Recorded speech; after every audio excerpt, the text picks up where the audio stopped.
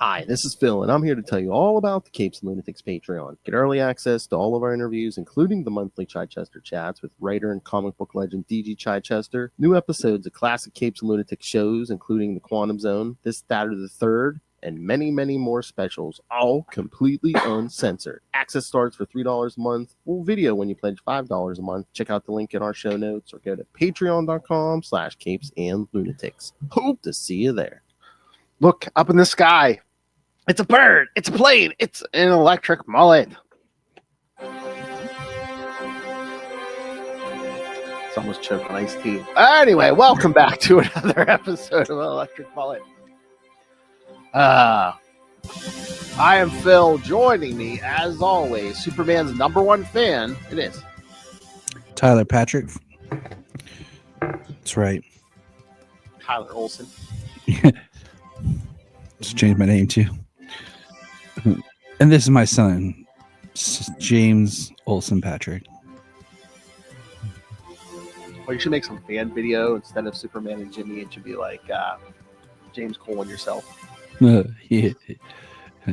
I'll start introducing him. And this is my co-host, the Jimmy Olsen to my Superman. Oh! I thought you were going to be Jimmy Olsen. I was going to say, I'll send you a t-shirt that says James Cole's pal. I'll throw him off. He'll be like, what? And then I'll just be like, James Cole's pal. And Tyler Patrick. We won't tell him that's what we're going to do. That's why I'll introduce him on our next episode. Nice. All right, kids. So this time we're back to 3 issues. We got Action Comics 647, Superman 38, and Adventures of Superman 461. A little more going on this time than last time. Yep. This was a very interesting read. Yeah, it's kind of interesting right now, like this week, because it's like, you're getting like the stories going from one issue to the next the 3 books that month, but it's kind of like Action's doing its own thing with Brainiac, Adventures is doing its own thing with the Eradicator. Yeah. And the Superman book seems to be the, Jimmy hates Superman books right now. So yeah, it does. Holy cow.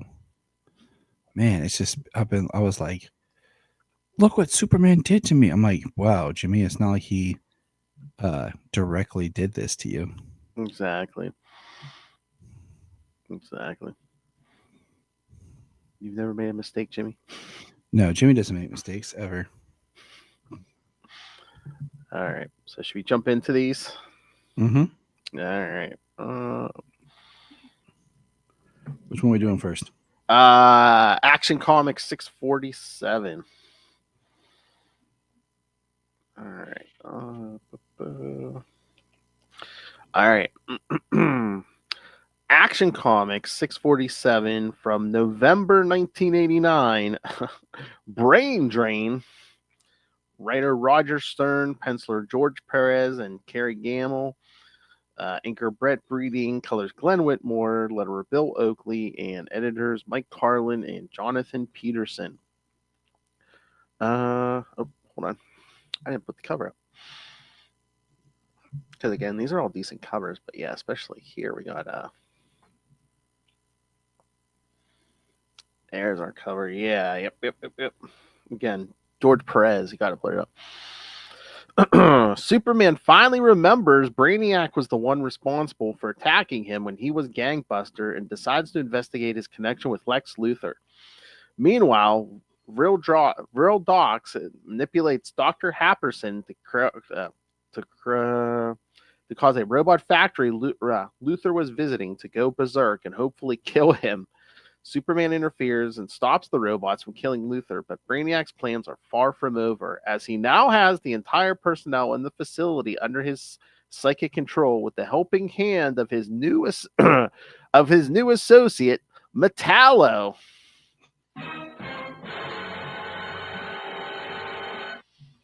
So yes, kids, you thought Luthor and Brainiac were bad. Now it's Brainiac and Metallo. I'm going back to the beginning here. This issue, the way it starts, where Superman can't sleep. And you have like him having this nightmare. Well, he's finally remembering the last little things from that he couldn't remember from being Gangbuster. So now he remembers Brainiac's alive. And I guess they they just nod to it real quick, but it's kind of like, oh yeah, those few times Brainiac was like trying to get into his head and bring out his dark side is kind of what pushed caused the whole Gangbuster thing to happen. Yeah. And I found it very fascinating because he says, where is it, like Luthor talks about Brainiac is somehow tied in with Luthor. Yeah, because again, when he was Gangbuster and he broke in on them and Luthor brought up Brainiac, he didn't remember that as Superman until now. Because the last thing he remembered as Superman is Brainiac. Well, Brainiac faked his death, but he thought Brainiac basically burned himself to death. So yeah, all those memories are coming back, and we see Brainiac is basically his mind's wandering that facility where Luthor has him, but yeah, it's kind of interesting because he's kind of like astral projecting. Yep. And then when he takes over, the Doctor was pretty cool. It's like he beams himself into him. Yeah, you'd almost think, why does he have to stay with Milton Fine's body? Because he's like an alien intelligence. Well, I guess maybe because Milton finds mental powers, but I'm like, why didn't he just take another human body? But yeah, it's also interesting how we see him like stuck in the chair thing. And he's like moving objects. Like, couldn't he free himself? And well, I think his body is weak. Like his mind's working fine, but his body's weak because he's been drugged and hasn't moved in like months. Remember, I don't think he hasn't moved since before Superman left Earth. So it's true. Yeah, like I think the body's weak, but yeah, his mind's the only thing that's strong right now. We have Superman battling all these robots that keep coming out of nowhere, keep coming at him. Oh yeah, because he was looking for Lex because he wanted to question Lex about his connection to Brainiac, and he hears all the flunkies in Metropolis say, "Oh, Lex is in Houston." Of course he is. That's where. That's right. Plant. Yeah, that's where I think Lex is, wouldn't you? Well, I mean, yes, overseeing his factory or his munitions factory. But yeah, and then it all starts attacking him because again, Brainiac mentally controls Happerson. Then he said, shut down all LexCorp communications, and then get that whole factory to try to kill Luthor. So yeah, Superman has to actually dive in and save Lex. And isn't it interesting? Lex thinks he's like, did Superman set this whole thing up to put me in his debt? And he's like, no. He's like, he wouldn't put these other people in danger. But isn't it funny? Lex is like, oh, Superman might put me in danger, but he wouldn't put these others. So I'm like, okay, paranoid. It is funny because Lex thinks that high of himself. Well, Lex also can't foresee anyone being that good. Oh, I know. That's Lex's biggest thing, right? Is he can't see, like you said, anyone being that good. But to do something for not for themselves, where they don't get a reward or something. And I love when they ship Metallo to Brainiac. He's still in a crate. He's like talking from inside the crate. The Metallo was cool. Like I don't know if it's because I just missed something or when I was reading it, then all of a sudden, like he's like at the end, like Metallo. I was like, oh, snap. Well, remember they said, didn't they say they shipped him from, what was it, Kansas or whatever? And I was like, yeah, I remember from that Doom Patrol, because since we started this, he's only shown up twice. He showed up, in the beginning in Superman #1, and then he showed up in that Doom Patrol crossover. That's it. Yeah. So he really hasn't been overexposed here. Which after Superman 1, you'd think Lex would have tried to use him a lot more, but no. You would think. I think he basically just wanted his technology and that hunk of kryptonite he had in his chest. That's it. But I mean, I like at the end where, we have there's that last page with Metallo standing there next to Brainiac, which is so interesting because it's two characters that are pretty prominent in Superman lore that aren't that like recognizable right here. Yeah. So, I mean, like Brainiac and Metallo, they need to use them more in live action. Again, it's always Lex, or it's either Lex Zod and Doomsday. It's like I feel like Metallo is a very simple villain that could be done, and we haven't got that, and I don't know why. We haven't got him that much. I guess he's been kind of like in every live action show in some way, but I don't know. There's not been like that verse like that's Metallo where we're like super pumped. Like it's Metallo. We're just like, okay. Yeah, they kind of like downplay him when it's usually like a one-trick pony there, yeah. So I don't know. I just feel like we could get it. We need a really good version of Metallo. Oh yeah. That's what I'm saying. They really need to, really bring him into a live action movie with or without Brainiac. Surprised we haven't done Brainiac again. You use the big skull ship. I mean, you can do all kinds of stuff. I mean, did you watch Krypton? How cool was Brainiac on Krypton? Yeah. He was amazing, right? And again, there's so many different ways you can go with them. So many different looks you could give them. And yet, we haven't. I know. You could do the old, he's taking over a human body. You can have him as the green skin guy. You could have him in that robot body, like right before Crisis, all that stuff. So, I don't know. I'm with you. I would like Superman to go up against an amazing Brainiac compared to it being his grandpa.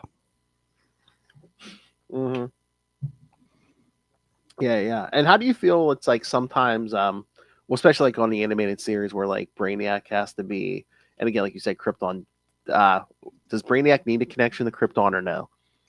I think the only connection I actually really like for Brainiac is that he came to Krypton. They fought him off. The whole like caused Kandor to be bottled, which helped rupture the planet, and the Supergirl trauma. Yeah. Like he doesn't need to be a creation of Krypton. He just needs to show up, grab Kandor. Yeah. I mean, I struggle even with the Kalu and him having like a more organic base sometimes because I like him robotic or artificial intelligence. Yeah. Again, that's always my big problem when they try to tie everything to Krypton. It's like it makes the world feel small. Yeah, and like I mean, I guess it's canon now in most iterations, but like Doomsday was created on Krypton or by a Kryptonian. I'm just like, I will say, menace. He was created by some alien scientist, and my friend Anthony on the podcast Digging for Kryptonite recently did an interview for his, I think it was his 100th episode, or special with Mike Carlin, and then one with Dan Jurgens. And I highly recommend listening to it just because of that conversation about the whole creation of Doomsday. So, you know what? I was just talking to Lilith recently. I want to get Dan Jurgens back on someday. Maybe, talk a whole bunch of Superman, but we were doing some early Booster Gold. I was like, I want to talk about Booster Gold too, because that's the character created. So I want to talk to him about like the Lois and Clark miniseries more and writing John Kent and So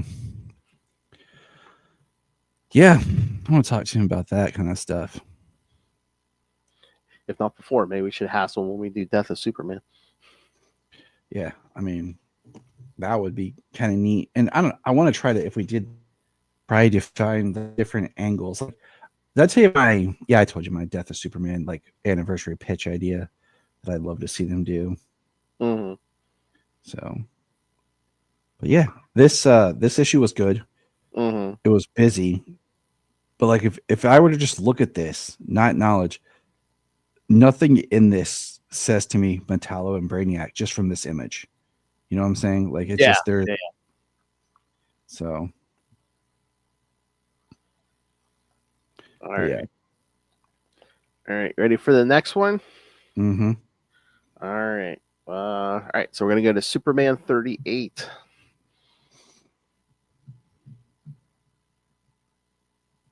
All right. So there's the cover.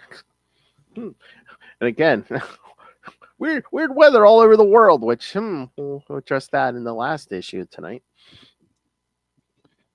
All right. So we jump to Superman Volume 2, number 38 from December 1989. Unnatural Disasters. Writer and penciler Jerry Ordway, inker Dennis Jang, colorist Glenn Whitmore, letterer John Costanza, and editors Mike Harlan and Jonathan Peterson.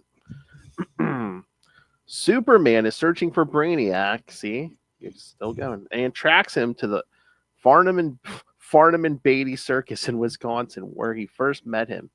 There he finds an imposter posing as Brainiac when suddenly an earthquake hits the place. Meanwhile, Jimmy Olsen, who escaped from Project Cadmus, visits Emil Hamilton and asks for his help regarding his alien mutation. Jimmy's experiments at Cadmus caused him to go bald, but Hamilton discovered they repaired his DNA. Suddenly, Jimmy starts to hear a voice in his mind, and a thunderstorm hits the building, charging the ISO chamber with an electrical charge, and the boy disappears from the lab. The storm brought a tidal wave that floods Metropolis, and Superman tries to save as many people as he can from this disaster.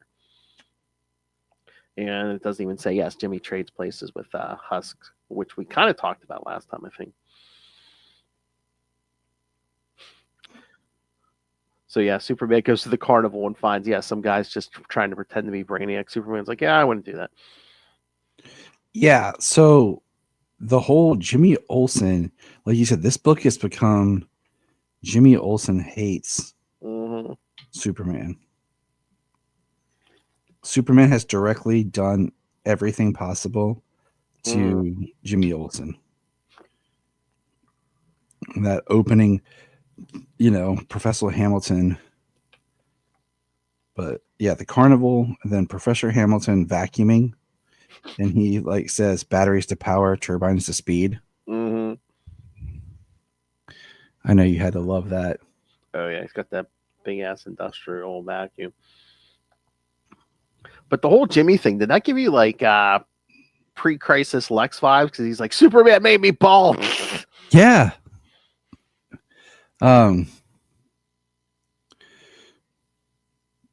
Excuse me. I mean, it's not like he's even bald forever, because like Hamilton examines him and he's just like, he's like, in a couple weeks your hair will grow back.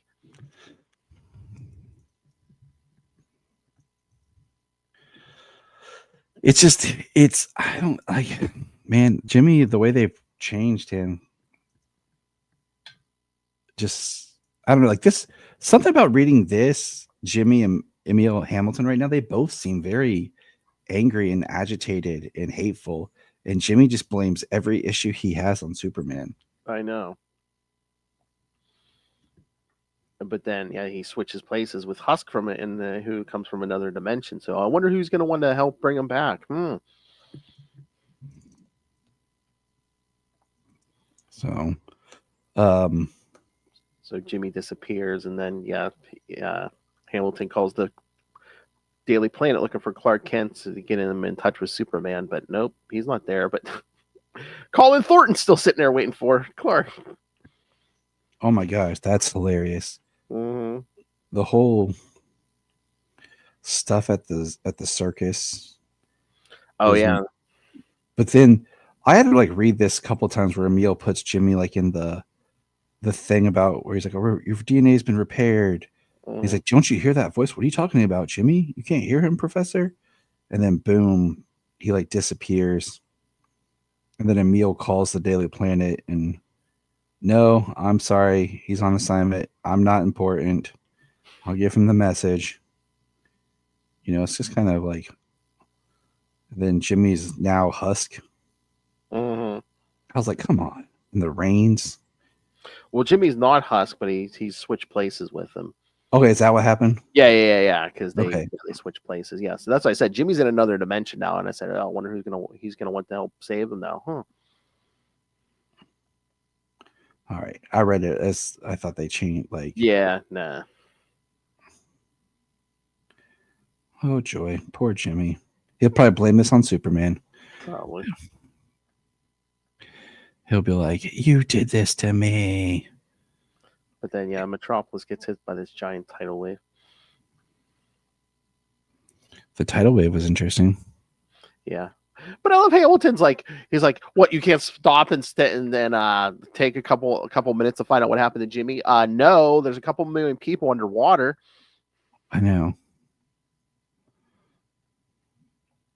Because, yeah, that's the thing get me with Hamilton. I'm just like, yeah, Jimmy's important, but he's one person. And they got to track him down anyway. Because, yeah, that's basically how the issue ends is, Superman doing cleanup in this flood, basically rescuing people from the flood and even poured everyone's cars out. Tell all these people, how are we going to get our cars off this roof? He's like, I'll be back. He's like, and then, Emil Hamilton's like, gets a blowhorn yelling at him. Mm-hmm. And he's like, I'll be back, Professor Hamilton. And,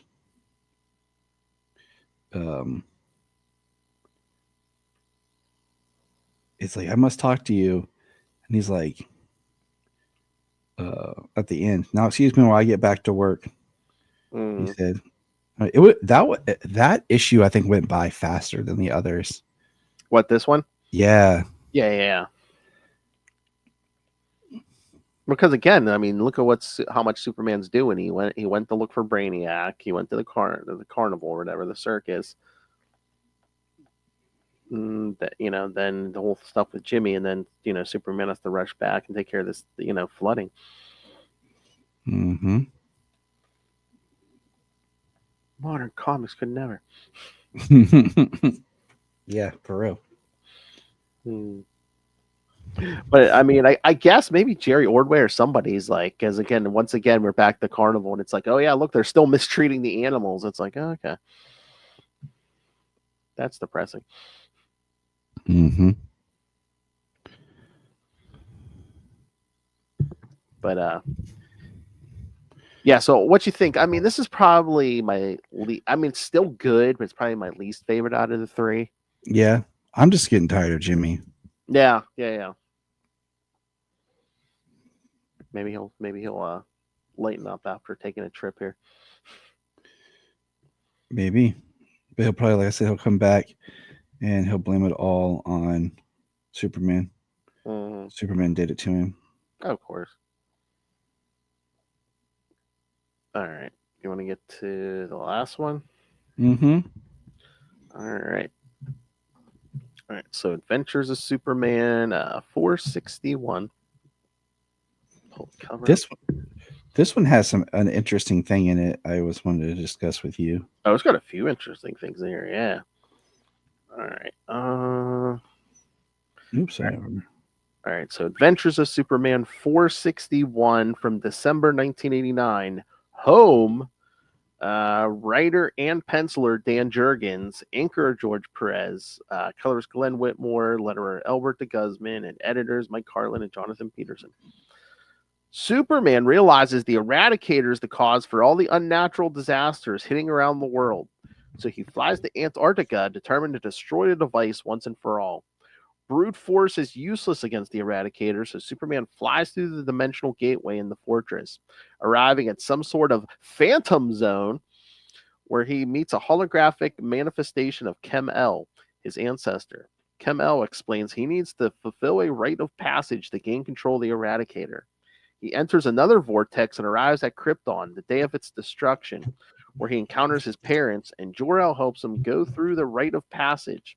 Kal-El is pulled back through the vortex and crashes on Earth's fortress. Still wearing the ceremonial headband, Superman asks the Eradicator to stop. When Superman opens his eyes, the fortress is restored and the Eradicator no longer active and the weather back to normal. All right. All right. So I like how this one kind of picks up where the other one left off, where he's still working on the flood. So that was really nice connective tissue. And I like how it wasn't just like a random giant tidal wave. It was because of the Eradicator. Yeah. And then, we got Clark in this green suit, and we have our little thing with, what's her name here? Oh, is it Alice? Yeah. Yeah, I'll say it's Alice, but then I was like, wait, yeah, it's Alice. I froze. And we're about to learn something secret about her in the next issue because she don't want no one in the storeroom.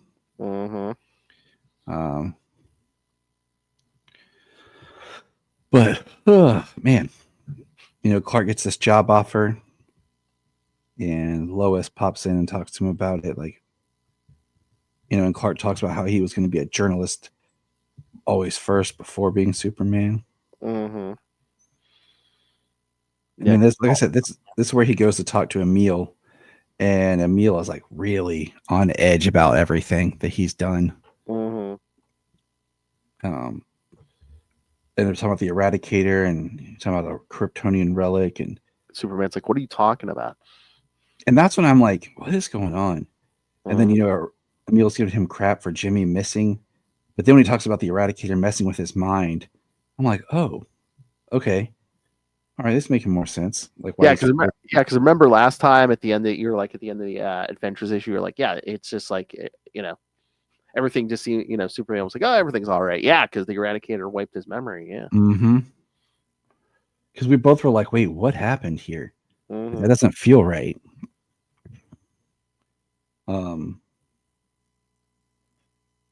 But the whole, his whole new fortress, how it's in Antarctica, underground, is pretty cool. Oh, yeah. But yeah. But my thing that I was going to point out is his ancestor is Kim L. Yes. The letter L. Yeah, not yeah. Right. Which is what they did pre-crisis. But then later when he says Kal-El, it's Kal-El. I was like, wait a minute, what's going on here?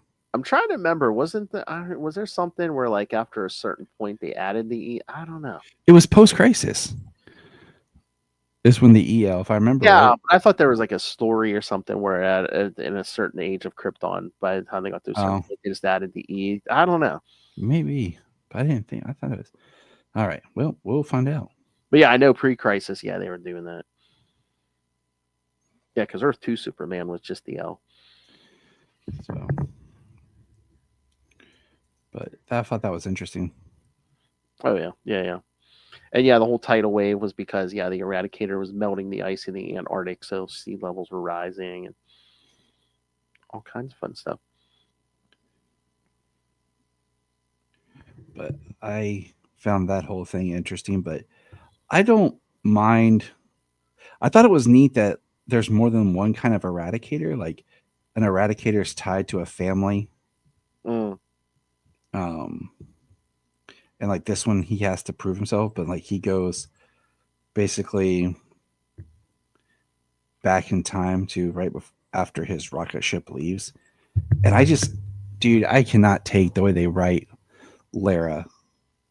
Oh yeah, Sarah, yeah, because she's like, oh, he's a barbarian. Because his hair and and everything. Yeah, because they're very sterile at this point. They don't come out of those suits and stuff. Yeah.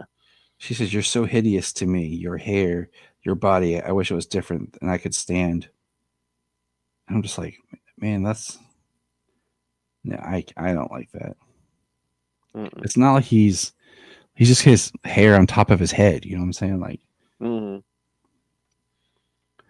not only the fortress, but we finally reintroduced the Phantom Zone here.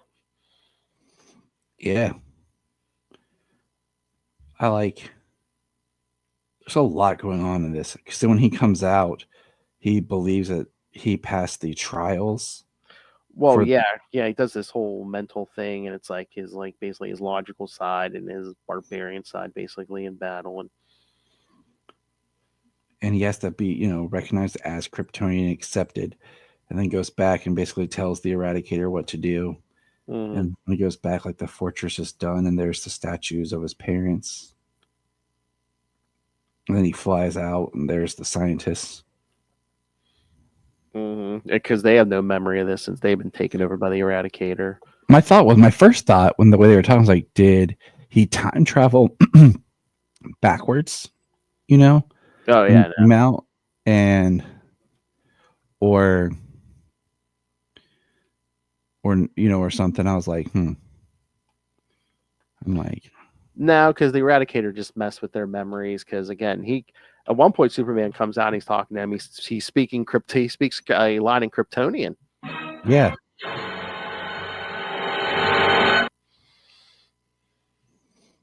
Mm-hmm. Because the menace of And the Eradicator must be done. It can't be anything else. dun dun dun. You know what? I was almost thinking. I mean, this is supposed to be the one we're doing now. This is supposed to be the last episode for December. I was Mhm. almost saying we should try to squeeze one more in because did you see the next issue of Adventures is the Christmas issue? Yeah, yeah, I did. I was like, oh, so my brain said to me, oh, so we'll get to read that in December. But then Yeah, my logic was we'll like, read it in December, but it would go up in January unless we try to squeeze it. we should just squeeze it in. We should just Yeah. drop it. We should just drop it. Be like, booyah, special. If Oh, if you're up for it, let's do it. I'm always up for it. All I right. don't care. So, um, I I think this was my favorite of them. I It think. was, yeah. I mean, it was good, and again, it introduces so many like classic elements: the fortress, the Phantom Zone. Him meeting his parents because that never happens. Yeah, it's so many classic things finally reintroduced to where we are now. Mhm. And I like George Perez's inks on Dan Jurgens' pencils. I agree. I I I love that Dan Jurgens has his own style, but yet still adapts. So like Hmm. um as we go through, um he adapts his style and Hmm. everything more and more. And again, Jerry Ordway is a good artist, but again, we got two issues with George Perez this time. I mean, that's always good. Hmm. So yeah, I mean, again, I love that look at that fortress, and they got that battle suit, which will come into play a few times. Well, one time coming up here soon, but even like the return, during the reign of the Superman, when Superman comes back, that battle suit's going to come into play. Yeah, I mean, where what year are we at now? 80. Well, we're at the end of 89 here, so Yep, I'm about to say it'll be here before we know it. that's right. I'm like, oh, we're here already at the death. Wow, here we are. What if we just told everyone like we're gonna skip the death and just like, Oh, yeah, but how much like, would we skip? Would we skip just the death, or I mean, no, we couldn't skip it because like I think it'd be because I feel like every time I've read it, it's always we go to it, so and it again, would it's be it's like that leads into Funeral for a Friend. That leads into like a year reign of the Supermen. So it's that's gonna be interesting. I mean I've read all of them, but I haven't read a lot leading up mm, to before a lot of the death stuff. Um, there's some interesting stuff there. Yeah. so that's why I'm excited. Heck yeah. It's been a fun, interesting journey. I know we always complain about this, but does your DC app do that where it's like sometimes it'll like repeat itself? Like you'll read a couple pages in, then it like kind of like starts over and. Yep. And it does it more on if I'm reading it from like from the web page. Okay. I'm on the app on my iPad. Okay. The app doesn't do it as much as the web page. Oh man, I don't read on the web. It doesn't work. Damn. Yeah, I because I've done it before. I've been on my laptop and stuff and just pulled it up. But yeah, DC better work on that. I wish, like, I know how you can go in and you can pick like a run or something like the triangle error, and it'll list all the books and you can go through. But then it's like when you finish, I wish if I pick triangle error, right, and I'm reading, it takes me to the next book in the triangle error instead of automatically loading the next book in whatever series it is. So you always have to kind of back out and go back in. It's kind of annoying. Yeah, I know. All right. So anything else? Anything else on these? Nope. All right. So, well, kids, you're in for a treat because again, you're only going to get 2 episodes this month of December, but you're going to get 3 now. Yep.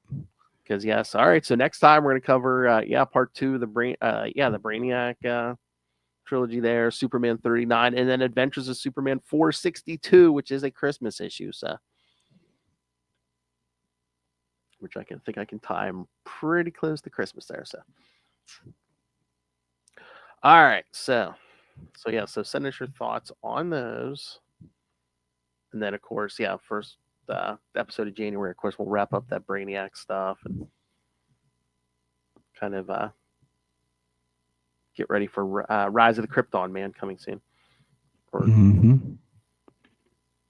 right, so too many windows open. All right, kids. So yes, 2 screens ain't enough, kids. All right, so so send us your thoughts. Email us CapesandLunatics@gmail.com or call the voicemail 614-382-2737. That's 614-38-CAPES. And remember, you can find all things Capes and Lunatics, episodes, social media, merchandise.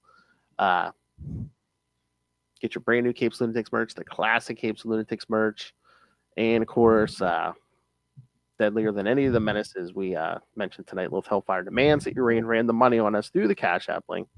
She does. She does. And of course, the Patreon, where me and the aforementioned Menace give you exclusive content, completely uncensored every month.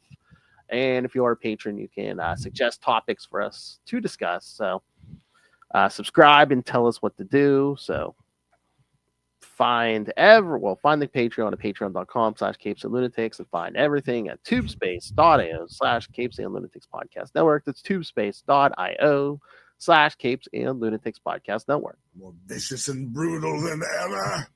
All right. And now, again, you're getting an extra bonus episode this month. But if that's not enough Superman for you, Tyler, where can they find you talking more Superman with that force of nature, Mr. James Cole? Mr. James Cole, my buddy, my partner, my pal, and I can be found over on the Krypton Report podcast, where all podcasts are on YouTube, Facebook, everywhere on social media. Just look for the Krypton Report. And just kids, please, if you send in any feedback to Krypton Report, emails, or if you're on the Facebook or whatever while they're live, please call him Mr. James Cole. Please do that for me. Be like, oh, I love the show with Tyler and Mr. James Cole. James sometimes gets the longest introductions of all time. Oh, I'm sure. I mean, again, the legends are true. I mean, how can you not? It is true. The legend of the Cole. All right, everyone. I love James Cole. All right, kids. Thank you for joining us. Again, you get one more. You get a bonus episode this month. We had to do it. It's Christmas. There's a Christmas issue there. And we'll find out what's going on in that storeroom. I think that's this Christmas story. What's going on in that storeroom? Mhm. Alice. So we got more Brainiac, and maybe we'll get more Jimmy in the next issue of Superman. Hopefully, he's changed his attitude. More Jimmy complaining. Well, maybe now that he needs Superman's help, he'll be a little nicer. All right, kids. And remember, watch that Superman and Lois, and then, yeah, me, Tyler, and Will will do an episode once we get to the finale. But join us next time for Truth, Justice, and the Mullet. Yeah, mullet time.